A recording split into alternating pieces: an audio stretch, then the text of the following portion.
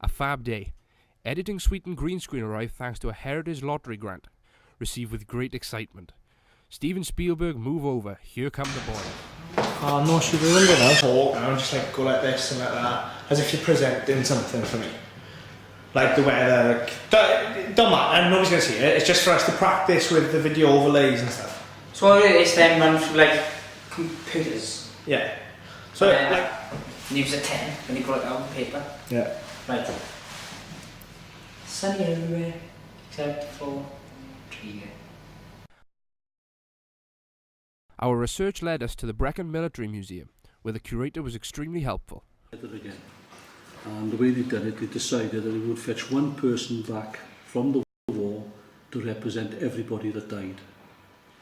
And the way they done it is they got 5 battlefields or battle areas, because you got Somme, you got Ypres, you got Vimy Ridge, and they're all scattered over. And what they got is a colonel and a digging party, and they were told to go and find a grave of someone that was buried in the first 6 months of the war that was unknown. But you can just imagine what would be the state of the person after 6-7 years in the ground. So what they done, they went down, they found a grave. Now this happened in 5 different locations all at the same time. They went down, they found the grave, they dug the person up, and as they were taking the earth out of the ground, they put it into sandbags, right? Little sacks. Once they found the body, they took the body out, they put it into a coffin, put the top on the coffin, and then they draped it in a Union flag.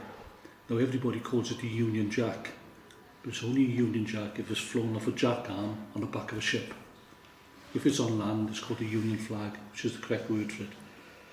And he put this coffin in onto the back of a wagon, they took it down, and he moved it to a central point, and he left it. Another team came up, got the wagon, and took it back to a chateau. Now a chateau is a big building. And some got churches and there's another chapel on the side. And what they done, they put the coffins outside and left. Another team came and picked the top coffins up and took them in to the church and put them down. And then everybody left except for the one team. And then they shuffled the coffins, they moved them around with the sandbags. So no one could say that coffin comes from there, that coffin comes from there, and then they left. One of the generals came in, and as he walked through the front of the church, he walked in, as he walked past, he touched the coffin, walked out, that coffin he touched was the unknown warrior. It was also a fun experience. Yeah. Was that way?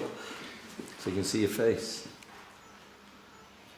I just don't think they had trainers back then. Back, yeah, you'd have a large pack, which carries your kit. On the top then, you'd have a roll, right?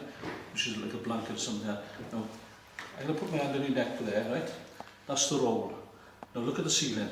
Can you look at the ceiling? Right? Because as you go up, that stays as it is.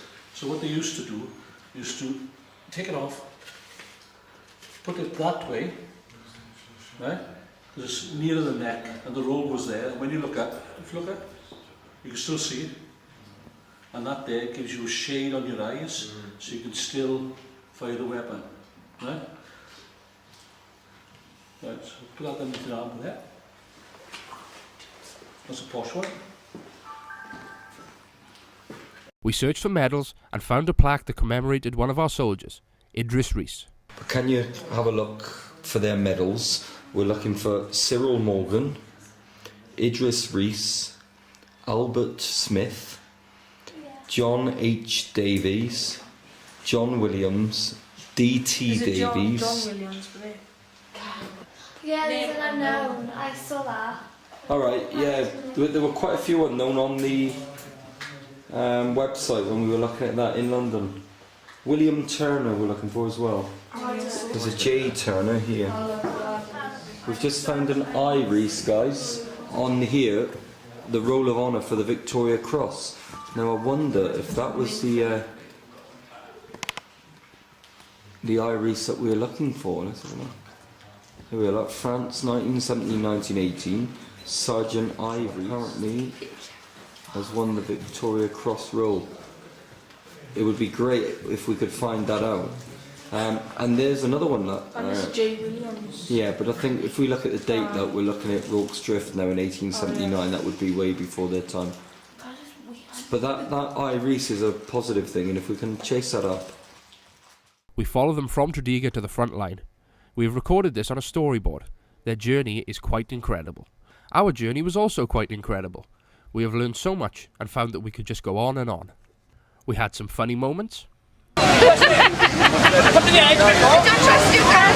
you do. Yes, you do.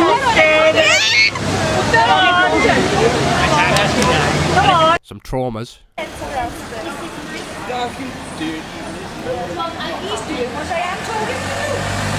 is Robin Smith when we came out of the theatre over a brand new...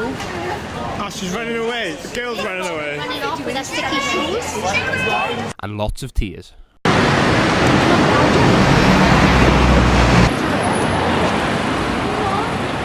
years of Turkey's invasion and occupation of Cyprus.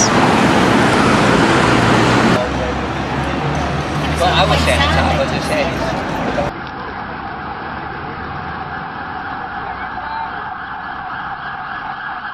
One story stuck out to us that we felt should not go unmentioned.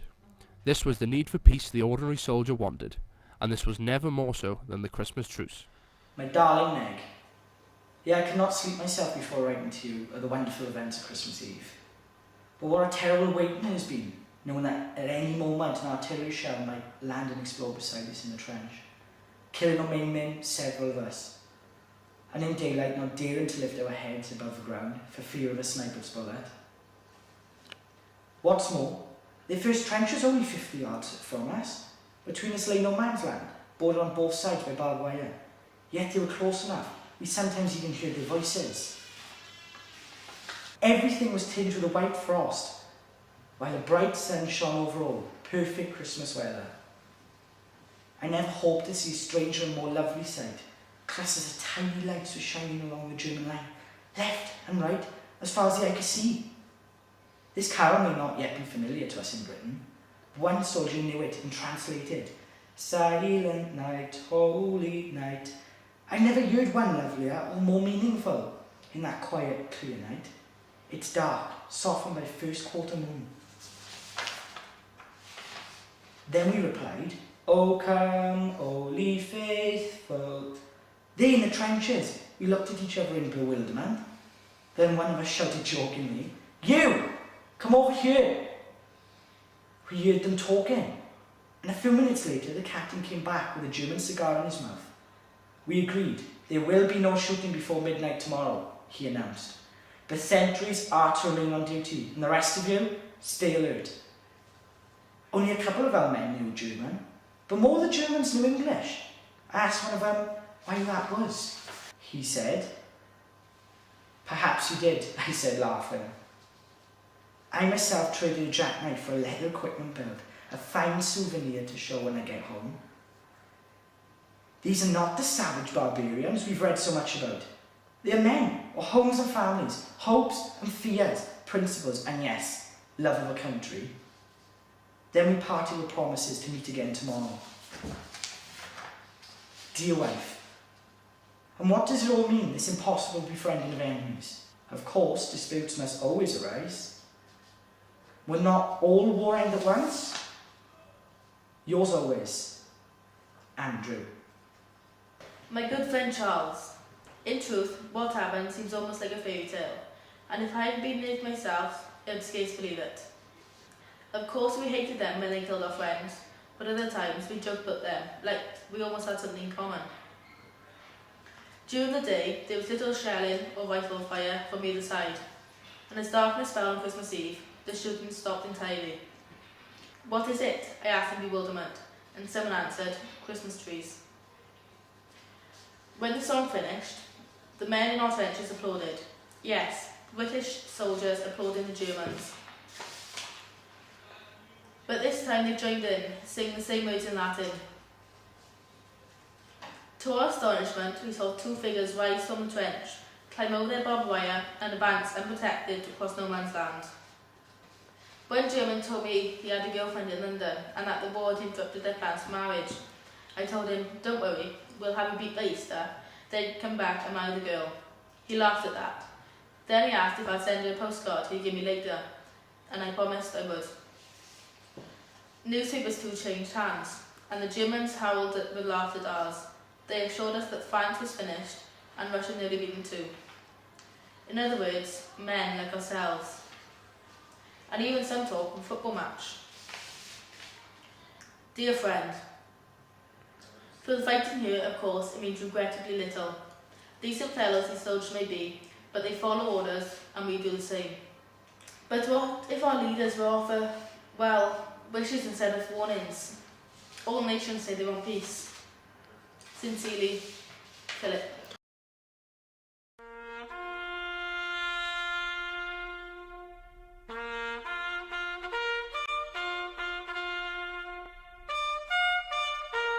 The really sad part of our project came towards completion when we tried to trace living relatives. We found that most of our soldiers were only children with no brothers or sisters. Some had siblings who died at a young age. Some had siblings who had children, but they had no children, which meant the whole family line ended with these men. Only one was married, and the others were all single. We thought we had a breakthrough with David Wilkes, and made contact with a family of that name still living in Tredegar in Georgetown, but they were not related. A few of our soldiers were not even local lads, 2 from as far away as Manchester and Bristol. The one thing that linked them was this chapel and this plaque. We would like to thank the people who have made this project possible. Firstly, the panel of the Heritage Lottery Fund, and if you have any more money, we have lots of ideas, lots of children, lots of interest, and lots of time.